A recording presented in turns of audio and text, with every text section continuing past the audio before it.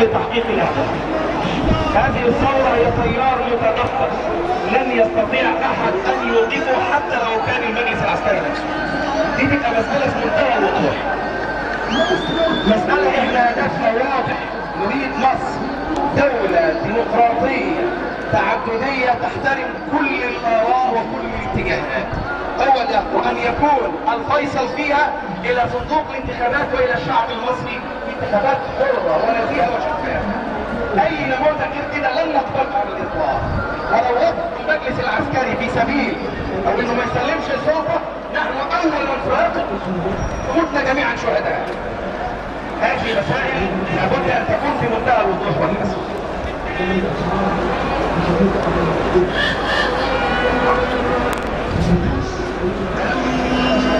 نتعرف على والدنا. اسم حضرتك؟ اسمه وسع عبد العالم حسن من بني سويف. بني سويف. ابو الشهيد؟ ابو الشهيد سيد وسع عبد العالم حسن. مرحبا. حضرتك جاي من بني سويف. يا مرحبا. تحية كبيرة جدا لوالد الشهيد، تحية كبيرة جدا. نسمع كده يقول لنا ايه الكويت. السلام عليكم يا شعب مصر العظيم. السلام عليكم يا شباب مصر. بسم الله والصلاة والسلام على رسول الله. أنا من أبو سير الملا، مركز الوسطى بمحافظة بني سويف. ابني كان في التحرير وهرسته سيارة شرطة وراعي شرطة، هو وسبعة معاه دخلهم عربية شرطة.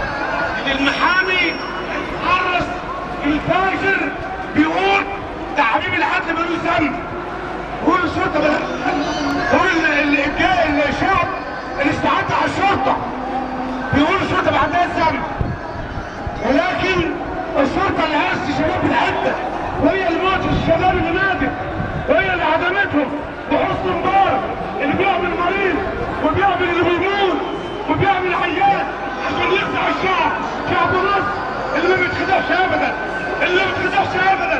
شعب مصر العظيم اللي ما يصيرش عليه حاجه، بس كان مضغوط على عمره، كان فاشل، كان ضاغط على عمر مصر كلها، كان ضاغط على شعب مصر والشباب والكبار والمسلمين والنساء وكله كان ضاغط عليه.